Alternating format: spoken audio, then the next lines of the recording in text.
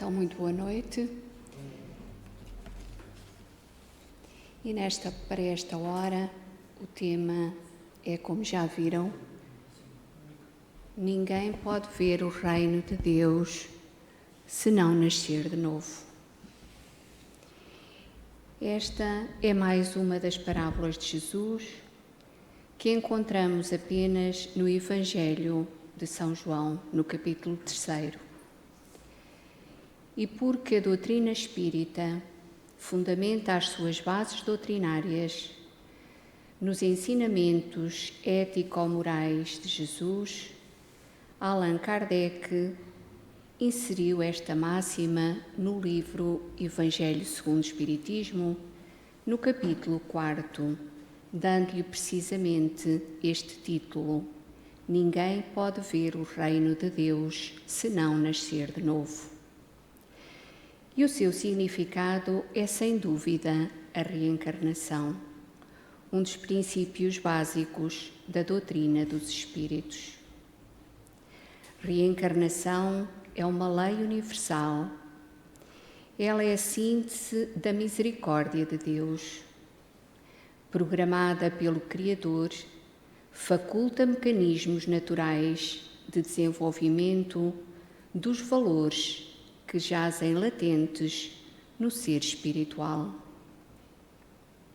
Sem a reencarnação, os ódios inatos e o amor espontâneo constituiriam aberração perturbadora na natureza humana. Da mesma forma, as tendências e propensões que comandam a maioria dos destinos seriam fenómenos cruéis de um determinismo absurdo, algo que não está em concordância com as leis de Deus. Como se explicariam os infortúnios morais, as enfermidades mutiladoras e degradantes, a miséria social e económica que vergastam grupos da sociedade terrena? Compreender a encarnação é entender a vida, é poder consolar o nosso espírito. Um dos itens deste 4º capítulo fala-nos de ressurreição e reencarnação, mostrando-nos que já os judeus tinham dela algumas noções. A reencarnação fazia parte dos dogmas judaicos sob o nome de ressurreição. As ideias dos judeus sobre esta matéria, como em relação a muitas outras, não estavam ainda claramente definidas. Apenas tinham noções vagas e incompletas sobre a alma e a sua ligação com o corpo. Acreditavam que um homem que viveu podia viver novamente, sem se inteirarem de como isso podia acontecer. Com efeito, a ressurreição supõe um retorno à vida de um corpo que morreu. O que a ciência demonstra ser materialmente impossível, sobretudo quando os seus elementos estão desde há muito dispersos e absorvidos. Reencarnação é o retorno da alma ou espírito à vida corporal, mas em outro corpo, novamente formado. Mais à frente, neste mesmo capítulo, os espíritos dizem-nos que não há limites para a reencarnação. Pode dizer-se que ela é limitada aos mundos inferiores e depende do espírito dela se poder livrar mais ou menos rapidamente, trabalhando pela sua depuração, pelo seu autoaperfeiçoamento. Um dia virá em que a reencarnação já não será necessária ao espírito que somos.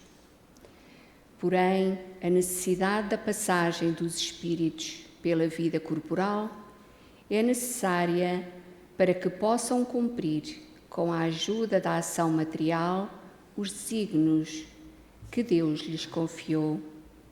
E virá nesta viagem, naquela em que nós estamos agora, tantas vezes quantas as necessárias, até estar apto para entrar depois em regiões mais etéreas. Uma das passagens evangélicas mais significativas desta matéria é aquela em que alguém vai ter com Jesus para lhe perguntar o que era necessário fazer para conseguir entrar no reino dos céus. Ora, entre os fariseus havia um homem chamado Nicodemos, senador dos judeus,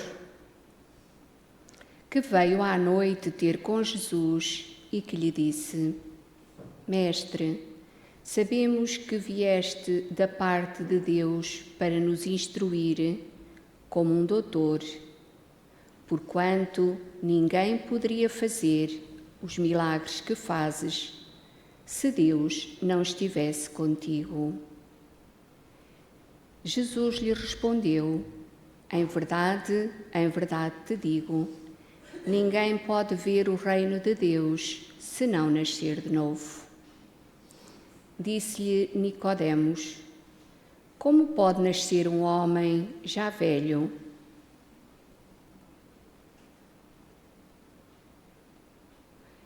Pode tornar a entrar no ventre de sua mãe para nascer segunda vez? Retorquiu-lhe Jesus: em verdade te digo, se um homem não renasce da água e do Espírito, não pode entrar no reino de Deus. O que é nascido da carne é carne, e o que é nascido do Espírito é Espírito. Não te admires de que eu te haja dito ser preciso que nasças de novo. O Espírito sopra onde quer, e ouves a sua voz, mas não sabes de onde vem, nem para onde vai.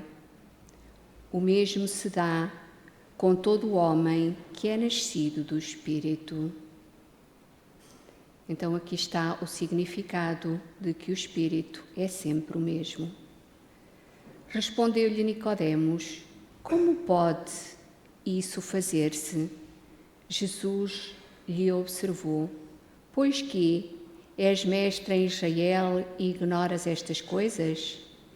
Digo-te em verdade que não dizemos senão o que sabemos e que não damos testemunho senão do que temos visto.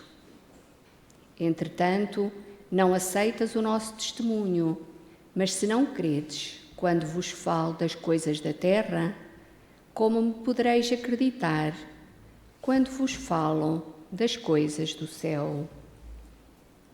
Peço desculpa, mas a minha garganta não está boa. Jesus está claramente assim a falar sobre o processo das vidas sucessivas. Não só o nascer do Espírito, mas também a parte biológica, o nascer da água, elemento gerador da vida. Uma outra passagem muito elucidativa é aquela em que Jesus interroga os discípulos e lhes diz: que dizem os homens quanto ao Filho do Homem? Quem dizem que eu sou?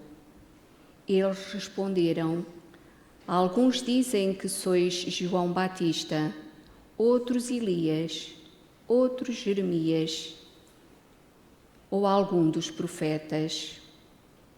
Ora, se isso não fosse possível, através das várias existências, Jesus os teria elucidado naquele momento, porque João Batista, embora tivesse sido contemporâneo de Jesus, já teria partido, e os profetas a que eles se referiam tinham vivido muitos séculos atrás. A reencarnação não é, pois, invenção da doutrina espírita.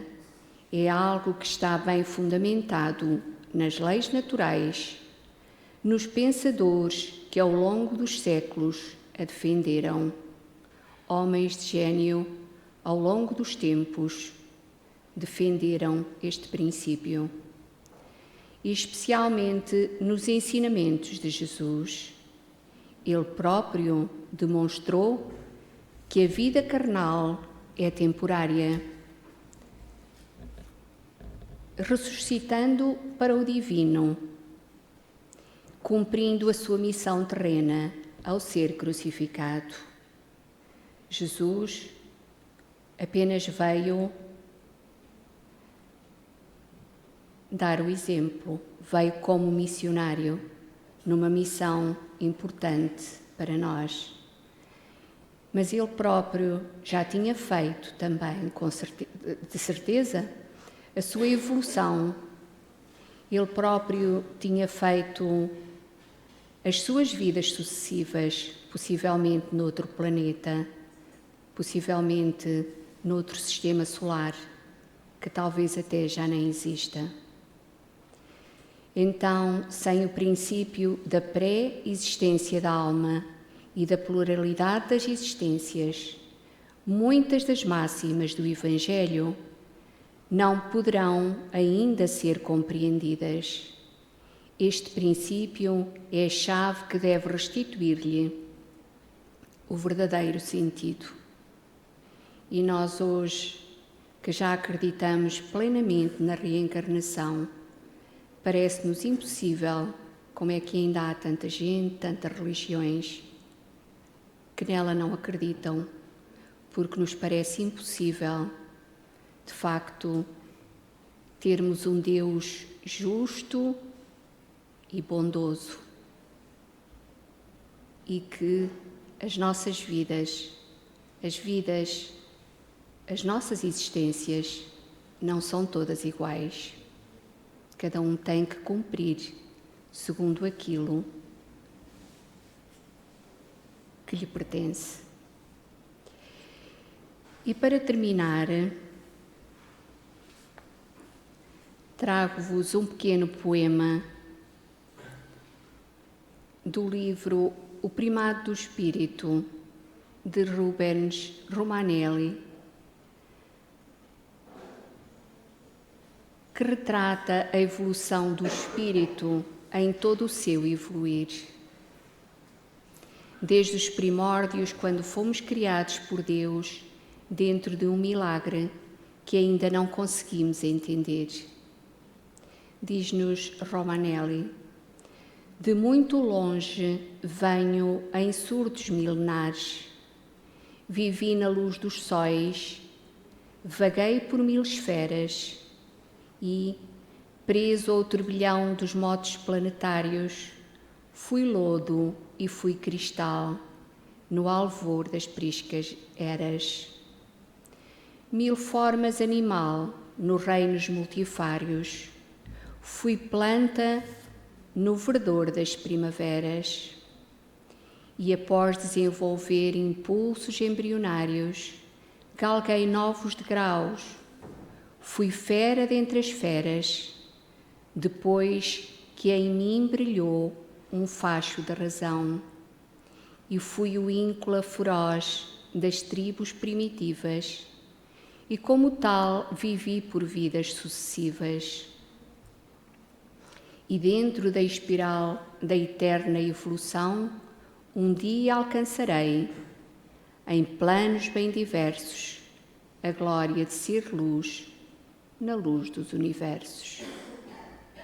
Obrigada pela vossa atenção.